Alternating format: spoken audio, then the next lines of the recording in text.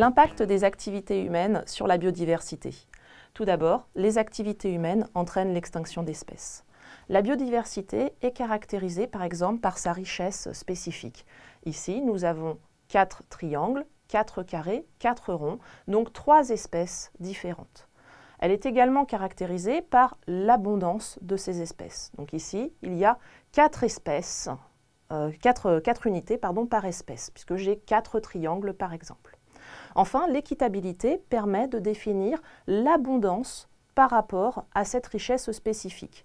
Là, j'ai 3 espèces et ces 3 espèces sont en abondance comparable. Maintenant, admettons que l'espèce humaine exploite l'une de ces espèces, l'espèce représentée par le rond. S'il surexploite cette espèce, je vais avoir 3 ronds qui vont disparaître. Également, le réchauffement climatique lié aux activités humaines, la destruction des habitats peut affecter par exemple l'espèce triangle et je vais avoir 4 triangles qui vont disparaître. Si je fais le point maintenant sur la situation de ma biodiversité, j'ai une richesse spécifique qui a diminué puisque je n'ai plus que 2 espèces. L'abondance également a chuté puisque je n'ai plus qu'une seule unité de l'espèce ronde alors que j'ai 4 unités de l'espèce carrée. On peut donc dire que les activités humaines impactent cette biodiversité, diminuent cette biodiversité et peut même mener, dans le cas de mon espèce triangle, à une disparition, à une extinction de l'espèce.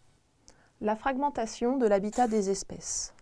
La fragmentation de ces habitats, en plus de réduire de grandes zones en de petites parcelles isolées, présente un caractère dangereux de par l'existence des routes. En effet, la circulation peut être néfaste pour les espèces puisque de petites espèces peuvent par exemple se faire écraser.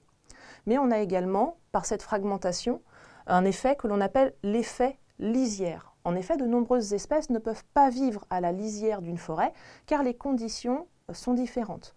Il fait par exemple plus chaud, plus sec dans la lisière qu'au niveau du centre d'une forêt. La construction d'une route va donc impacter cet effet lisière. Initialement, nous avions 1, 2, 3, 4, 5, 6, 7, 8 carrés de 50 mètres, c'est-à-dire que nous avions une surface de 400 mètres x 400 mètres, soit 160 000 mètres carrés. On pourrait s'attendre à ce que la création de cette route entraîne une surface divisée par 2, mais à cause de cet effet lisière, on va recréer ici des bordures de chaque côté de cette route. Et si je refais mon calcul, je me retrouve cette fois-ci avec 150 mètres fois 400 mètres. Si je fais le calcul final, je me retrouve avec 60 000 mètres carrés. 60 000 mètres carrés pour une parcelle, 60 000 mètres pour une autre parcelle, ce qui fait 120 000 mètres carrés.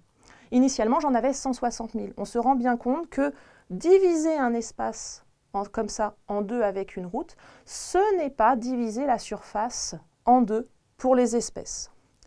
De plus, il ne peut y avoir qu'une certaine densité d'espèces par mètre carré, c'est-à-dire un certain nombre d'espèces par mètre carré. Donc je vais forcément, contrairement à ma grande surface de tout à l'heure, avoir beaucoup moins d'espèces dans une petite surface. Elles vont aussi se retrouver isolées, elles ne pourront pas se reproduire les unes avec les autres. Il y a également ce caractère dangereux de par la route. Donc les populations, par dérive génétique, vont voir leur patrimoine génétique s'appauvrir et donc la biodiversité globale va s'appauvrir.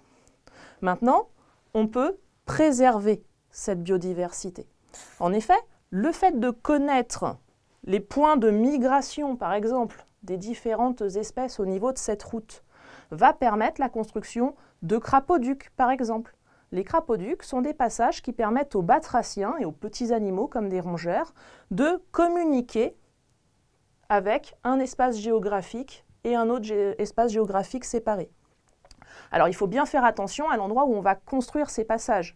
En effet, il suffit de le décaler de quelques mètres pour qu'il ne soit pas du tout utilisé.